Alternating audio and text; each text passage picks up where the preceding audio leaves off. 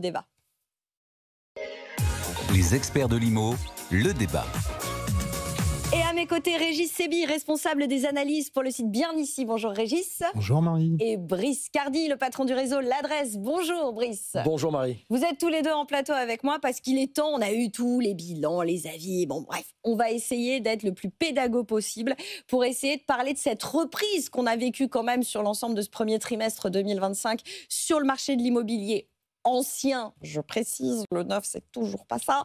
Mais donc, sur le marché de l'immobilier ancien, les indicateurs sont plutôt au vert si je regarde le bilan de ce premier trimestre 2025. Messieurs, vous n'avez pas l'air de vous réjouir, il y en a... On y va. Alors, en effet, on a eu 2 années un peu particulières juste avant ce début 2025, avec 2023 qui était plutôt une année de crise et de ralentissement complet. Une année 2024 qui a eu du mieux, plutôt une année de transition avec des prémices de reprise. Et là, 2025, ça repart plutôt bien. En fait, on va avoir des conditions qui sont beaucoup plus favorables pour les acquéreurs. Et ces acquéreurs, justement, on les voit qui refranchissent à nouveau la porte des agences immobilières pour concrétiser leurs projets. C'est ce que vous constatez aussi, Brice, hein ? Alors globalement, je dirais que jusqu'ici, tout va mieux. Vraiment, je dis jusqu'ici, tout va bien. Oui, Là, on parlera des perspectives qui sont quand même assez compliquées à anticiper. Aujourd'hui, déjà, on a traditionnellement l'habitude de dire on n'a pas de boule de cristal. Et là, elles sont encore plus floues que d'habitude. Hein. Non, globalement, ça va mieux. Les chiffres le prouvent. On a sondé très récemment nos associés au sein du réseau L'Adresse. Clairement, 40% d'entre eux estiment que le marché est dynamique. Donc ça, c'est le point extrêmement positif. Là où c'est un petit peu plus réservé, un peu plus modéré, c'est qu'il y a quand même 50% d'entre eux qui trouvent que c'est un marché en dents de scie, un peu l'effet yo-yo. Je rappelle qu'on a eu un mois de janvier surprenant. On a eu un mois de janvier, mais à croire que si c'était appelé entre eux, c'était assez phénoménal, notamment sur les grandes villes où l'immobilier jusqu'à présent était cher, et c'est celui qui posait problème, notamment à cause des conditions d'octroi et l'apport qui, rappelons-le, pouvait représenter 20-25% en fonction des banques. Donc, trouver 25% d'apport sur un prix moyen à 600 000 € à Paris, c'est pas tout à fait le même effort qu'un prix moyen à moins de 100 000, comme on peut le trouver dans des villes un peu plus petites. Oui, il y avait quand même des datas. Moi, je me souviens de certains courtiers, je rends hommage à Finance Conseil, qui voyaient des apports moyens en Ile-de-France de l'ordre de 100-125 000 €. Hein. Ah bah clairement, très, très sincèrement, à Paris, on a vendu pendant quelques mois, alors je grossis bien évidemment le trait pour que le propos soit parfaitement clair, on a vendu que des petites surfaces. Appartements familiaux, grandes maisons, tout ça c'était fini. Donc là, la bonne nouvelle, et les volumes de vente le prouvent, on est à plus de 20% si on compare le premier trimestre avec celui de l'an dernier à la même période. Après, on a des réserves, on a quelques réserves. C'est un peu inexplicable. Janvier est extrêmement bon. Février, est-ce que c'est la faute aux vacances scolaires ou pas, bref, ça a été un peu plus calme. Et mars, logiquement, mars aurait dû être extrêmement dynamique. C'est quoi, c'est le printemps de l'immobilier? C'est toujours le même principe, c'est les mutations qu'on prévoit et qu'on anticipe pour les rentrées scolaires, les déménagements. Il y a la rentrée scolaire des enfants, il y a aussi souvent des rentrées professionnelles. Quand on veut changer d'emploi, généralement, on le fait après les vacances estivales d'été. Bon bref, là c'est plus modéré. Mais restons extrêmement positifs, c'est quand même plus 20%, mais malheureusement bien au-delà des 20% si on compare par rapport au trimestre 2020. Donc c'est juste pour que le décor soit posé. Bien en dessous, vous voulez dire. J'ai dit quoi? Bien au-delà. C'est bien. Au-delà de excusez-moi. mais je suis, bien en dessous, en effet, si on compare dans les belles années jusqu'en 2020. C'est vrai que c'est compliqué de comparer avec l'incomparable, j'ai envie de dire. Oui, mais c'est important parce qu'il peut y avoir, je ne sais pas si on va parler des prix, j'imagine qu'on va en parler. Non, j'ai dit on en parle pas. Les prix, c'est pareil. Hausse ou pas hausse. Alors, je laisse peut-être Régis... Alors, les prix, ça va osciller. En fait, on va avoir 2 façons de voir les prix. On va regarder d'abord le prix médian, qui est le prix à peu près moyen pour les acheteurs, qui se disent, quand je veux acheter un T3, un T4, je sais à quoi m'en tenir. Et le prix au mètre carré, qui est l'indicateur sur lequel on suit. Et ce prix au mètre carré, il a tendance à bouger. Si je prends un exemple, et c'est ce qu'on voit dans les villes, où actuellement, les prix médians ont tendance à rester assez stables, alors que les prix au mètre carré remontent. Sur un exemple, si on prend un T3, par exemple, à 250 000 €. Un 3 pièces à 250 000 €. Voilà, un exemple assez standard. Quand on en a 10 qui sont les 10 à 250 000 €, il y en a 5 qui partent. On va dire que c'est les 5 les plus grands de l'ordre de 70 mètres carrés. 70 mètres carrés à 250 000 €, c'est 3 570 € du mètre carré. S'il reste plus que des 3 pièces à 65 mètres carrés, donc un petit peu plus petit, un prix au mètre carré de l'ordre de 3 846 €, soit 275 € de plus, forcément, le prix au mètre carré du restant sur le marché va augmenter. Alors que le prix réel, en fait, il reste de 250 000 € au global. Oui, c'est ça, c'est qu'il faut se méfier de ce qu'on voit sur les évolutions de prix, en fait. C'est ça le sujet. Et oui, parce que ce qui est recherché avant tout, c'est un 3 pièces ou un 4 pièces. On cherche 2 chambres, 3 chambres, pour justement avoir de quoi loger toute la famille, avoir une pièce en plus, avant de regarder les mètres carrés dans une contrainte de budget. Parce que jusque-là, on est limité par un budget, on sait combien on a et on sait de combien de pièces on a besoin pour vivre au-delà de la superficie dans un premier temps. C'est fou parce que ça nous sort de tout ce dont on parlait à la sortie du Covid. J'ai quand même une question parce que même sur les prix, malheureusement, enfin oui, effectivement, il y a des enjeux aussi quand on regarde effectivement statistiquement ce que ça représente, mais la réalité c'est est-ce que quand même on ne va pas bon an mal an vers une hausse de prix dans certaines villes qui ont bien corrigé ces 2 dernières années avec la remontée des taux d'intérêt. On a vu à quel point, Brice, vous en étiez le premier à témoigner, c'était compliqué de convaincre les vendeurs qu'avec la hausse des taux, ils avaient tendance à avoir les yeux un peu plus gros que le ventre et à être trop gourmands. Ils ont fini par accepter la baisse de prix. Est-ce que c'est pas d'ores et déjà terminé? Quand on regarde vos principaux concurrents aussi, soit on est sur une stagnation des prix, soit carrément une hausse. Il y a quand même un sujet au niveau des prix. Alors c'est plus qu'un sujet important pour celles et ceux qui nous écoutent d'éclaircir beaucoup de choses. Rappelez que Régis représente et analyse en effet des chiffres d'un portail qu'on peut citer bien ici, mais bien sûr qu'on le cite, évidemment. Un portail phare incontournable du marché aujourd'hui, mais ça reste des prix de présentation. Et que moi je représente un réseau immobilier. Des prix de sortie, quoi. Prix de sortie. Aujourd'hui, toujours le même sondage réalisé au sein du réseau, l'adresse, clairement, pas de hausse des prix. Vous n'avez pas de hausse. 95% des sondés disent il n'y a pas de hausse des prix. L'autre bonne nouvelle, néanmoins, qui montre en effet qu'on commence doucement mais sûrement à aligner les planètes, quand on a sondé les mêmes associés en fin d'année dernière, donc il y a très peu de temps, on était à 95% des biens vendus qui faisaient l'objet d'une négociation. Les mêmes sondés, le même panel là qui nous a répondu la semaine dernière, sont passés à 70%. Ça veut dire que il y a moins de négo. Ça veut dire que si on prend le résultat dans l'autre sens, ça veut dire qu'aujourd'hui on a 30% des biens vendus qui sont vendus au prix présenté.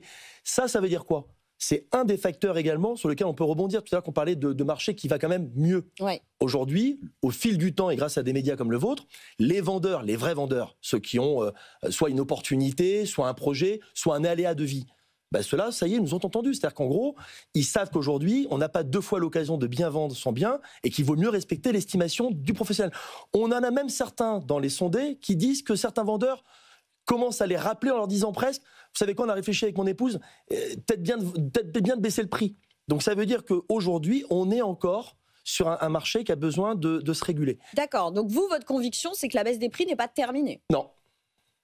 Elle est en train, la preuve, on a quand même gagné, on est passé de 5% des biens vendus au prix il y a quelques mois à 30%. Mais 30%, ce n'est pas encore une majorité des biens vendus. C'est-à-dire qu'on a encore besoin d'éclaircir, de convaincre. Et ça, c'est pareil, je ne sais pas si on aura le temps d'en parler sans faire trop long.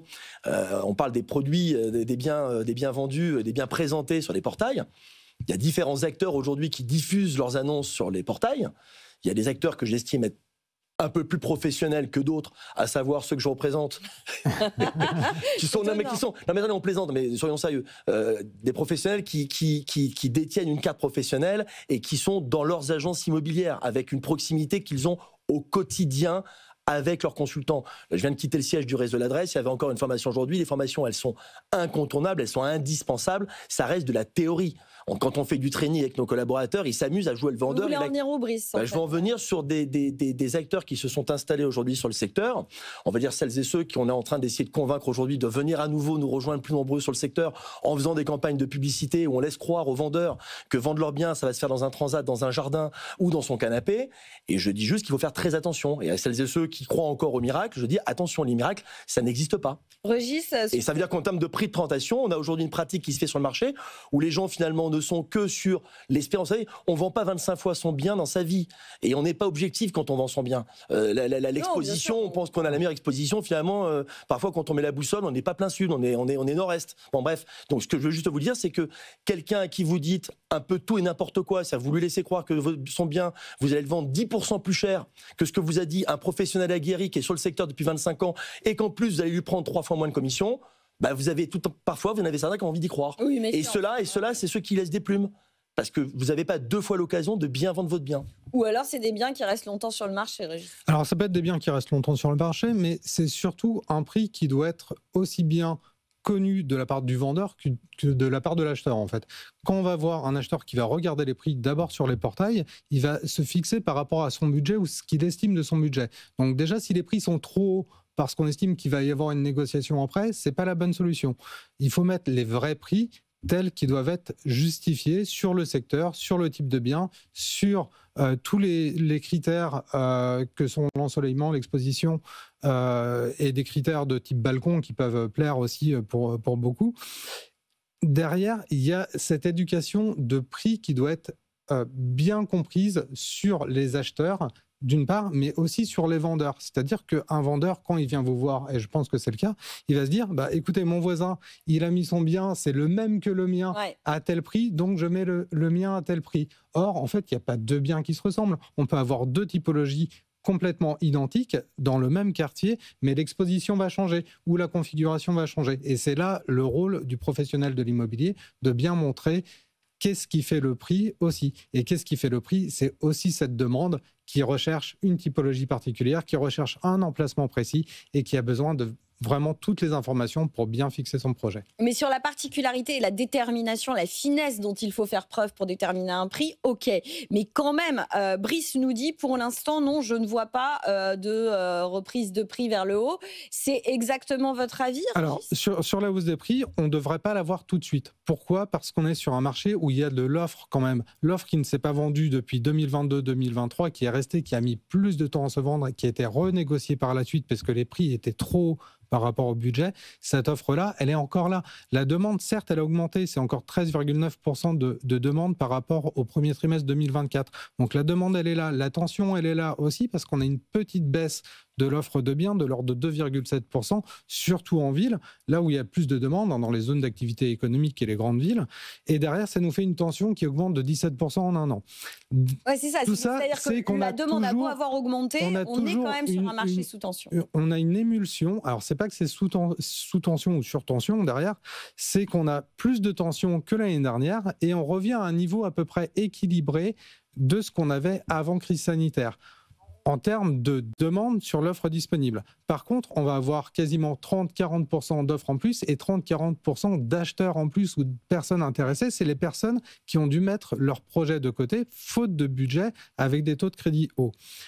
Aujourd'hui, on est sur un budget qui s'aligne avec des prix de vente qui sont disponibles et des vendeurs qui acceptent de baisser des fois et de s'aligner et de vendre parce qu'ils se disent « j'ai pas trouvé un acheteur, je dois baisser de 5 000 € pour faire ma vente, sinon je garde mon bien encore pendant quelques mois ». Et quelques mois, un bien, quand c'est en copropriété pour un appartement, c'est aussi des charges à assumer pendant plusieurs mois. Bien sûr. Donc derrière ce prix-là, il doit s'équilibrer et on doit correspondre à la demande avec l'offre actuelle parce que si je augmente mon prix trop vite, forcément, c'est le bien du voisin qui va partir avant le mien. Donc, ce n'est pas forcément la bonne idée. Néanmoins, dans l'histoire, on sait que les prix vont continuer à augmenter, mais ce n'est pas encore la bonne période. Après, on verra aussi ce qui sera évidemment déterminant, c'est l'évolution des conditions d'accès au crédit, l'évolution des taux d'intérêt. Exactement. Et comment va redémarrer ce printemps, en fait, qui est la saison phare dans l'immobilier, sur ces projets de déménagement, pour avoir son nouveau logement pour la rentrée et préparer en fait justement son avenir du nouveau logement. Moi j'ai quand même une question parce que là on est sur des généralités intéressantes, mais maintenant on sait que la France c'est plein de marchés différents. Oui. Est-ce qu'il y a des marchés, des villes, des secteurs géographiques qui redémarrent plus vite? Les grandes villes. Est-ce qu'il y en a qui sont à la traîne aussi? Les grandes villes. Là, le vrai sujet qui fait que les chiffres sont meilleurs, c'est de rappeler que ceux qui ont le plus souffert de la crise, ce sont les grandes villes, pour les raisons qu'on a évoquées, notamment les conditions d'octroi et l'apport qui était plus compliqué à trouver dans les grandes villes. ceux justement sur lesquels il y a une réparation qui est en train de se faire, ce sont les grandes villes. Les grands gagnants, c'est les grandes villes. Nantes, Toulouse, toutes ces grandes villes, ça y est, revoient en effet des acquéreurs, des vendeurs qui ont su entendre raison et d'aligner les prix. Bref, toutes les planètes sont alignées. Ceux qui sont un petit peu plus en réserve, ce sont les fameux gagnants post-Covid, dans lesquels il y a eu... Les villes moyennes, on va dire comme ça. Les moyennes et surtout les petites villes, où là, il y a une difficulté à pouvoir aligner les planètes, faire entendre à des vendeurs qui ont à un moment donné vu quelque chose d'assez fou se passer avec l'exode qu'on a connu rural, aller vraiment le rêve qui était à l'époque la maison avec un grand jardin. Bah aujourd'hui, d'aligner les planètes, c'est beaucoup plus compliqué. Dans les petites villes, là, c'est difficile parce qu'on manque d'acquéreurs et on manque également de biens à vendre. Oui, et vous avez encore des baisses de prix assez considérables, hein, Régis, sur certaines Alors, villes. on va avoir des baisses de prix. Alors, bien sûr, il y a des villes où ça remonte, des villes où ça baisse. Et les villes où ça baisse, principalement dans les villes qu'on remonte le plus au premier trimestre, on va voir Ouattrolos dans le nord, les Mureaux aussi, ou Saint-Brieuc en Côte-d'Armor. C'est des baisses de l'ordre de 25 à 34%. C'est énorme quand même. Du prix moyen, du prix médian en tout cas sur les logements intermédiaires. Derrière, c'est des communes qui sont un petit peu moins dynamiques économiquement que les grandes villes, qui attirent un petit peu moins, qui ont attiré beaucoup plus post-Covid parce qu'on cherchait du plus grand à moins cher. Et là, il y a en effet ce retrait qui s'opère. Ça a résisté en 2022-2023 quand c'était beaucoup trop cher encore en ville, et du coup il y avait ce report qui se maintenait sur des bons prix, mais aujourd'hui c'est plus le cas parce que la correction s'est faite dans les grandes villes et on retrouve la demande là où elle est attendue aussi. Mais c'est quand même, il y a des écarts. Est-ce que c'est pas aujourd'hui une forme de, et la violence, de ces baisses de prix, est-ce que c'est pas lié aussi finalement à une forme de retour aux fondamentaux? C'est-à-dire, on a vécu quand même le post-Covid, etc. Un peu bon. C'était bien, hein, on a vécu des villes qui renaissaient, on a vu, mais est-ce qu'aujourd'hui, justement, on n'est pas sur... Ça y est, on sort de cette espèce de parenthèse qu'on a vécue et là... Les fondamentaux, finalement, reprennent le dessus? Ouais. Un petit peu.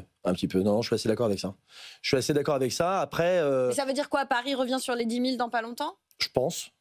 Après, une fois de plus, hein, il faut faire attention à ce qu'on raconte. En hausse de prix, je ne suis pas en train de dire ça va pas revenir, mais ça dépend d'où on part. Et c'est là qu'il ne faut pas qu'il y ait un amalgame. Parce que ça dépend à qui on s'adresse. Si vous vous adressez à celles et ceux qui ont acheté un bien jusqu'en 2000, là, vous n'êtes pas bien. C'est pour ça qu'il faut faire attention dans les éléments de langage. Aujourd'hui, j'ai fait exprès de prendre des petits tonnes pour ne pas me planter dans les prix. Ouais. Vous vous rappelez, donc, je le rappelle, l'adresse est une coopérative. Donc moi, j'ai double casquette. Je suis à la fois président du réseau et j'ai une dizaine d'agences en propre.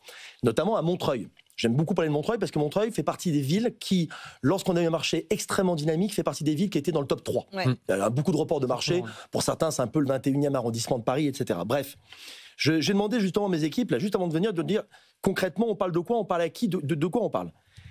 Des acquéreurs qui ont acheté une maison par notre intermédiaire en 2020, qui l'ont acquis 795 000 euros.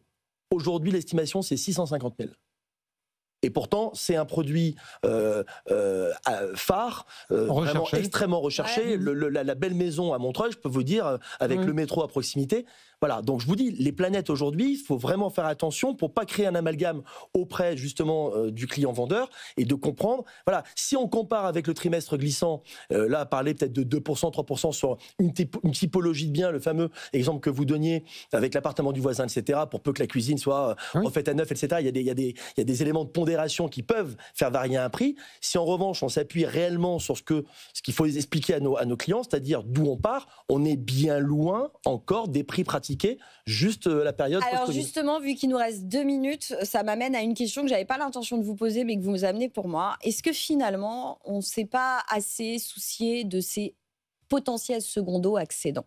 On a beaucoup focusé sur... Alors, je sais que ça se dit pas, focusé. On a un auditeur téléspectateur qui m'envoie souvent des mails pour me dire que je dis... Bon, je sais, mais on a souvent zoomé, je sais pas si ça se dit, sur les primo-accédants, sur les investisseurs locatifs et assez peu sur les secondos. Tous ceux-là qui ont acheté au plus fort des prix à des taux à 1%. Est-ce que c'est pas de ceux-là dont il faut se soucier, parce que eux, ils ont clairement pas envie de revendre le bien, acheter 700 et quelques mille euros qui en vaut 650 000 aujourd'hui, lâcher un crédit à 1% pour un crédit à 3,20, 3,50. Est-ce que c'est pas ça? Est-ce que ça pourrait pas être ça notre dernier mot de notre débat du jour? Attention, ce sont eux qu'il va falloir essayer de choyer sur ces prochains mois. Mais c'est ce qu'on fait. Et c'est là que tout à l'heure vous avez employé un mot, c'est le côté professionnel. Je ne vais pas remettre une couche dessus. Professionnel, c'est avec de l'expérience, avec des vrais conseils, avec des vraies solutions. L'exemple que je vous donnais tout à l'heure, un aléa de vie, une mutation professionnelle, départ à l'étranger. Qu'est-ce qu'on fait? On va récupérer leur maison en location, le temps qu'ils puissent être en expat pendant quelques années. Et quand ils vont revenir, ils vont reprendre leur maison, puis on verra ce qui sera passé sur le marché. Apporter des solutions. Régis, un dernier mot? Ce qu'il faut voir en fait sur les secondaires excédents, c'est que quand ils cherchent un nouveau bien, ils mettent un bien aussi qu'ils ont déjà en vente. Ouais. Donc derrière, c'est leur rapport. Bien sûr. Et c'est là où ils vont pas avoir envie de baisser forcément leur rapport par rapport à des prix qui sont élevés depuis. Parce que s'ils ont acheté il y a 10 ans, 15 ans, forcément, les prix, c'est plus du tout les mêmes et on n'est pas sur le même marché. Donc forcément, on a cette logique d'augmentation un peu continue dans le temps. Là, c'est juste que c'est pas le bon moment. Donc c'est pas le bon moment pour vendre en fait. Non, il y a une chose qu'on n'a pas dit en revanche, dans les retours qui étaient aux abonnés absents en septembre, juste rapidement pour vous dire quand même que les choses vont quand même beaucoup mieux, ce sont les investisseurs. Ouais. On n'est pas encore complètement... Oui, retour des primo, retour voilà. des investisseurs, mais moi je dis il va falloir aller chercher les secondos. Parce que si on veut qu'il y ait des primos et des investisseurs, il va falloir... Mais c'est ce qui se passe aujourd'hui sur le sondage. Hein. Ceux qui sont le plus de retours, ils ont dépassé les primos, c'est les secondos excellents. Donc ça prouve bien que le message a été entendu et qu'il est appliqué aujourd'hui. On en a fini ? Très bien. Merci messieurs. Merci Marie. Merci. De toute façon, on se revoit assez régulièrement avec Régis et avec Brice. Régis Sebi, responsable des analyses chez Bien Ici. Brice Cardi, le patron du réseau L'Adresse.